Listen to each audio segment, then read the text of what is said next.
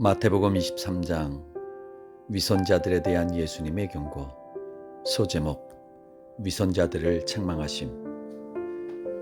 23장 1절에서 36절, 병행 9절, 마가복음 12장 38절에서 40절, 누가복음 11장 37절에서 52절, 누가복음 20장 45절에서 47절. 유대 종교 지도자들 곧 바리새인들과 사두개인들과의 질문과 답변을 모두 마친 후 이제 예수님은 제자들과 무리를 향해 말씀하셨습니다. 유대 종교 지도자들의 교만하고 위선적인 삶에 대해 엄중히 경고하고 책망하는 가운데 모쪼록 하나님의 백성은 하나님 앞에서 진실하고 겸손한 삶을 살아야 한다고 가르치셨습니다. 바리새인들과 율법 교사들은 모세의 자리에 앉아 모세의 가르침을 베풀고 있었습니다. 그러므로 그들이 여러분에게 말하고 가르치는 것은 다 지키십시오. 하지만 그들의 행실은 본받지 마십시오. 그들은 말뿐이고 실천하지 않기 때문입니다. 그들은 무거운 짐을 다른 사람들의 어깨에는 잘도 지우지만 정작 자기들은 손가락 하나 까딱하려 하지 않습니다. 당시 유대의 종교 지도자들은 율법에 근거하여 각양 까다로운 규례들을 만들어 다른 사람들에게 그것들을 지키라고 강요했습니다. 하지만 자신들은 그런 귀찮고 까다로운 규례를 회피하기 위해 각종 궤변을 지어내 자신들이 만든 규례조차 지키려 하지 않았습니다. 그런 유대 종교 지도자들의 위선적인 삶에 대해 예수님은 계속 책망하셨습니다. 그들은 또 무슨 일이든 남에게 잘 보이려고 행합니다. 경문을 크게 만들어 달고 다니며 옷수를 길게 늘어뜨려 거룩한 사람인 양 꾸미고 다닙니다. 경문이란 유대인들이 기도할 때에 팔목과 이마에 매달았던 작은 가죽 상자를 말합니다. 이 상자 안에는 율법의 특정 구절들이 쓰인 양피지가 담겨 있었습니다. 예로부터 정통 유대인들은 손과 이마에 율법의 말씀을 매라는 하나님의 명령을 문자적으로 해석하여 실제로 팔목과 이마에 경문을 맸습니다. 그런 과정에서 예수님 당시의 바리새인들과 서기관들은 자신들이 다른 이들보다 더욱 경건한 자임을 내세우기 위해 경문을 더 크게 만들었습니다. 옷술은 모세율법에 귀족된 바 겉옷의 내 모서리에 매단 술을 가리킵니다. 본래 이것은 하나님의 계명을 기억하여 실천하기 위한 상징물이었습니다. 그런데 유대의 종교 지도자들은 이것을 되도록 크게 만들고 길게 늘어뜨려 자신의 거룩함과 경건함을 자랑하고 과시할 목적으로 이용하였습니다. 예수님의 책망은 계속되었습니다. 뿐만 아닙니다. 그들은 잔치에 가면 윗자리에 앉으려고 하고 회당에는 높은 자리만 찾습니다. 장터에 나가 인사받기를 좋아하고 사람들에게 랍비라 불리기를 좋아합니다. 그러나 여러분은 랍비로 불려선 안 됩니다. 오직 하나님만이 여러분의 랍비이시고 여러분 모두가 형제들이기 때문입니다. 랍비는 나의 선생이란 뜻으로 유대 사회에서 율법에 능통한 스승을 지칭할 때 쓰였습니다. 예수님의 가르침은 사람들에게 존경을 받고 영예를 얻으려고 스스로 권위를 내세우고 과시해선 안 된다는 것입니다. 여러분은 또 이 세상에 있는 누구도 아버지라 부르지 마십시오. 여러분의 아버지는 하늘에 계신 하나님 한 분뿐입니다. 여러분은 또 지도자라 불려서도 안 됩니다. 여러분의 지도자는 그리스도 한 분뿐입니다. 여러분 가운데 가장 큰 자는 자신을 낮추어 남을 섬기는 사람입니다. 누구든지 자신을 높이는 사람은 낮아지고 자신을 낮추는 사람은 높아질 것입니다. 영적 지도자를 아버지라 부른다든지 인생의 올바른 인도자가 되어 다른 이들에게 지도자로 불리는 것 자체가 잘못된 것이란 뜻은 아닙니다. 그런 호칭이 단순히 높임과 존경과 존중의 표현일 때는 아무런 문제가 되지 않는다. 여기서 예수님의 가르침은 이것입니다. 우리의 궁극적인 경애와 절대 존중의 대상이 땅 위의 사람이 되어서는 안 되고 오직 하늘에 계신 하나님이 되어야 한다는 것입니다. 마찬가지로 우리를 참된 구원과 영생의 길로 인도하는 지도자는 오직 그리스도밖에는 세상에 아무도 없다는 것입니다. 그러므로 모든 사람은 하나님과 그리스도 앞에서 그리고 다른 사람들 앞에서도 절대로 교만해서는 안 되고 오직 겸손해야 한다는 것이 가르침의 요점입니다. 이처럼 예수님은 스스로 높아지려는 유대 종교 지도자들의 교만과 명예욕을 엄히 책망하는 가운데 그들을 반면교사 삼아 자신을 낮추고 다른 이들을 높이며 섬기는 겸손의 삶을 살아갈 것을 우리에게 가르치셨습니다. 이제 예수님은 목소리를 한층 높여 당시 종교 지도자들의 교만하고 위선적인 삶을 엄중하게 질타하십니다. 너희에게 화가 있으리라. 이 말이 7번 선포되기 때문에 이른바 예수님의 칠화선언이라 합니다. 예수님의 칠화선언은 당시 종교 지도자들의 교만과 위선과 죄악에 대한 엄중한 질책임과 동시에 그들의 반성과 회개를 촉구하는 최후 통첩 같은 메시지로서 그리스도의 권위에 찬 선언입니다. 오늘날 우리 역시 자숙하고 근신하는 마음으로 귀 기울여 들어보시기 바랍니다. 너희에게 화가 있으리라.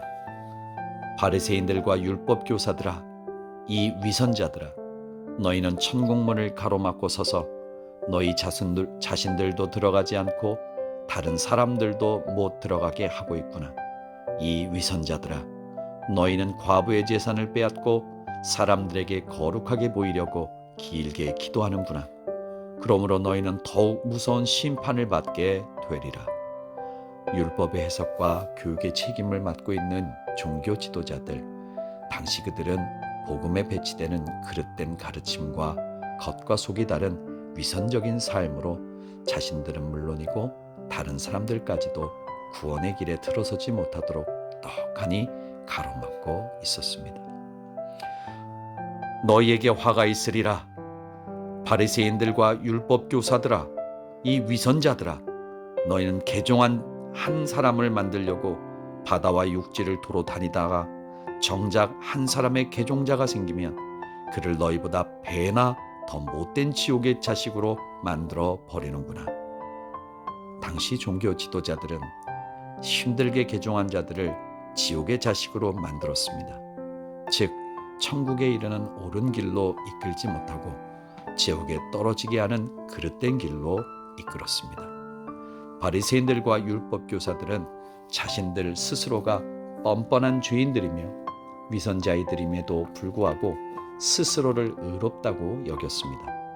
그런 자세로 다른 이들에게 하나님의 참된 계명이 아닌 허탄한 사람의 계명과 장로들의 전통을 가르침으로써 결국 그들을 죄짓게 하여 지옥으로 이끌었습니다. 너희에게 화가 있으리라. 바리새인들과 율법 교사들아, 이 눈먼 인도자들아, 너희는 가르치기를 성전을 두고 한 맹세는 지키지 않아도 그만이지만 성전에 황금을 두고 한 맹세는 반드시 지켜야 한다 하는구나. 이 눈먼 어리석은 자들아, 어느 것이 더 소중하냐? 황금이냐? 황금을 거룩하게 하는 성전이냐? 또 너희는 가르치기를 제단을 두고 한 맹세는 지키지 않아도 그만이지만 제단에 있는 예물을 두고 한 맹세는 반드시 지켜야 한다 하는구나.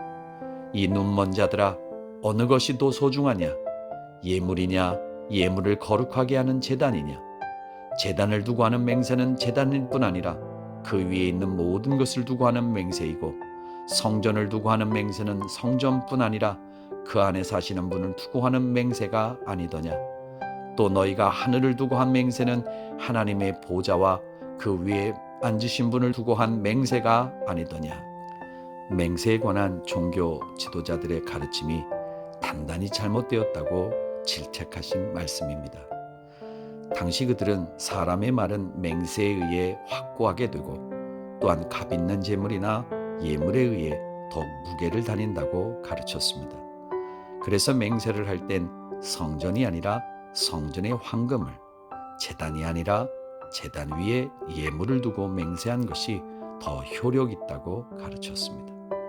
그렇게 함으로써 그들은 하나님보다는 황금에, 제사보다는 예물에 더욱 관심을 보였습니다. 그것은 맹세의 참된 의미와 가치를 왜곡시킨 거짓된 가르침이었습니다. 너희에게 화가 있으리라.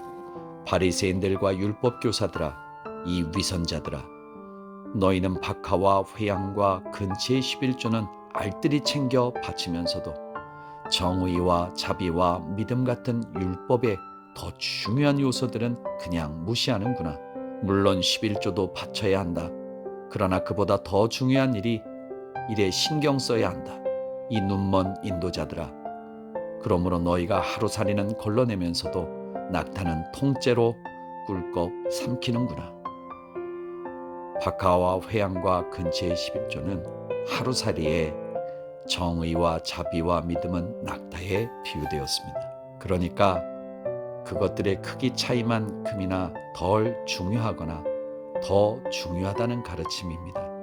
여기 언급된 새 식물의 열매는 향수, 조미료, 약품의 재료 사용되었는데 그 소출은 다른 식물에 비해 아주 미미했습니다. 물론 하나님의 율법은 모두 중요합니다. 하지만 그중 어떤 율법은 나머지 다른 율법들을 한데 묶는 근본적인 원칙이 될 수 있기에 더욱 중요하게 간주되었습니다. 그래서 예수님은 모든 율법과 선지자의 가르침을 두 가지 으뜸되는 핵심 계명, 곧 하나님의 사랑과 이웃 사랑으로 요약했습니다. 그런데 바리새인들은 사소한 계명들에는 집착하면서도 더 중요한 계명들에는 소홀히 하고 무관심한 위선적인 삶을 살고 있었습니다. 그러했기에 예수님의 줌엄한 책망을 면할 길이 없었습니다. 너희에게 화가 있으리라. 바리새인들과 율법 교사들아, 이 위선자들아, 너희가 잔과 접시의 겉은 깨끗이 닦아놓지만 그 속엔 방탕과 탐욕으로 온통 더럽혀져 있구나.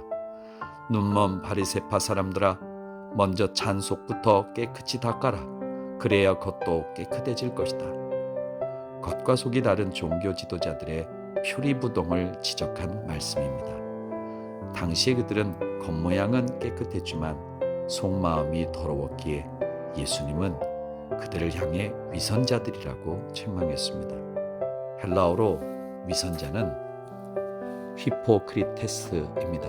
이 말은 가면을 쓰다는 말입니다. 또는 뭐뭐인 채 하다라는 뜻의 헬라어 히포크리노마이에서 유래된 말로 타인의 흉내를 내는 사람, 곧 배우를 가리킵니다. 위선자는 자신의 진솔한 모습이 아니라 다른 사람인 양 연기하는 자입니다. 당시 종교 지도자들이 마치 배우처럼 거룩하고 경건한 사람인 양 연기하고 있었습니다. 너희에게 화가 있으리라. 바리새인들과 율법 교사들아, 이 위선자들아, 너희는 회칠하여 아름답게 꾸며놓은 무덤 같도다. 겉은 좋아 보이지만 그 속엔 죽은 사람의 뼈와 썩은 것으로 가득 차 있구나. 이처럼 너희도 겉으론 거룩한 사람처럼 보이지만 속에는 온갖 위선과 죄가 가득 차 있다. 유대인들은 1년에 한 번씩 무덤을 하얗게 회칠했습니다. 무덤을 눈에 잘 띄게 하여 행인들로 하여금 무덤과 접촉하지 않도록 하기 위해서였습니다. 모세의 율법에 따르면 시체나 무덤을 만진 자는 7일 동안 부정하게 되기 때문입니다. 하얗게 회칠한 무덤이 빛을 받으면 반짝거리며 아름답게 보입니다. 그렇지만 무덤 안은 죽은 사람의 살과 뼈가 썩어가는 심히 부패한 곳입니다. 겉으론 깨끗하고 옳게 보이지만 안에는 외식과 불법으로 가득한 당시의 바리새인들과 율법 교사들이 이와 같았습니다. 너희에게 화가 있으리라. 바리새인들과 율법 교사들아, 이 위선자들아, 너희는 선지자들의 무덤을 단장하고 의인들의 기념비를 세워놓고는 말하기를, 만일 우리가 조상들의 시대에 살았더라면 선지자들에게 피 흘리게 했던 조상들처럼 행동하진 않았을 텐데 하는구나. 그러나 결국 그 말이 너희 스스로가 선지자들을 죽인 자들의 자손임을 증거하고 있는 셈이 아니더냐. 그러니 너희는 아예 조상들이 저지른 악한 일의 분량을 마저 채워라. 선지자들과 의인들을 죽인 조상들의 죄악에 이제는 그들의 후손된 자들이 이 땅에 오신 메시아까지 배척하고 죽이는 죄악을 더함으로써 마침내 죄악의 그릇을 꽉 채웠다는 말입니다. 이 뱀들아, 독사의 새끼들아, 너희가 어떻게 지옥의 심판을 피할 수 있으랴. 이제 내가 선지자들과 지혜 있는 교사들과 율법 교사들을 너희에게 보낼 것이다. 그러나 너희는 그들 가운데 어떤 이들은 죽이거나 십자가에 못 박고 또 어떤 이들은 회당에서 채찍질하면서 이 마을 저 마을로 잡으러 다닐 것이다. 그리하여 의인 아벨의 피로부터 성소와 제단 사이에서 쳐 죽인 선지자 사가랴의 피에 이르기까지 너희는 땅 위에서 흘린 모든 의로운 자들의 핏값을 치러야 할 것이다. 진실로 그렇다. 지나간 세대의 모든 죄에 대한 심판이 이 세대에 임하리라. 여기서 예수님은 세 가지 사실을 밝히 말씀하십니다. 예수님은 선지자들과 지혜 있는 교사들과 율법 교사들을 세상 가운데로 보낼 것입니다. 과연 신약 시대에도 이 같은 복음 사역자들이 꾸준히 보내졌습니다. 그러면 구약 시대의 악한 조상들이 의인 아벨로부터 선지자 사가랴에 이르기까지 하나님의 종들을 쳐 죽인 것처럼 신약 시대에도 복음의 배척자들이 교회 일꾼들을 때리거나 죽임으로써 핍박할 것입니다. 과연 신약 시대에도 복음의 사역자들이 무수하게 핍박당하고 순교를 당했습니다. 여기서 아담의 아들 아벨은 형 가인에 의해 인류 최초로 죽임당한 의인이고, 스가랴도 불리는 바라게아의 아들 사가랴는 유다왕 요아스 시대에 백성들에게 우상 숭배 죄악을 지적하다가 성전들 안에서 돌에 맞아 죽은 선지자입니다. 아벨은 성경 첫 권인 창세기의 인물이고, 사가랴는 히브리인 방식의 성경 분류상 역사서의 마지막 권인 역대하의 인물입니다. 많은 순교자들 가운데 예수께서 특별히 이 두 사람을 언급하신 이유는 그들이 성경 역사상 모든 순교자들을 대표하기 때문입니다. 결국 복음의 배척자들은 신구약 시대를 거쳐 저지른 모든 죄악에 대해 핏값을 치르게 될 것입니다. 이 말을 유대인들에게만 적용하면 가깝게는 로마 군대에 의한 예루살렘의 멸망이 그러했고, 좀 더 멀게는 제2차 세계대전 때 독일 총통 히틀러에 의한 유대인 핍박과 학살이 그러했습니다. 그리고 궁극적으로는 마지막 날에 있을 최후 심판 때 불신 유대인들을 포함하여 모든 복음의 배척자들이 그 죄값으로 영원한 불못, 곧 지옥에 던져지게 되는 것입니다. 이처럼 죄를 저지르면 반드시 죄값을 치르게 될 것이라는 예수님의 준엄한 경고는 다른 한편으로 유대 종교 지도자들의 각성과 회개를 촉구한 메시지였습니다. 하지만 유대 종교 지도자들은 건성으로 들을 뿐이었습니다. 도리어 자신들의 죄를 지적하는 예수를 당장이라도 죽이고 싶은 생각뿐이었습니다.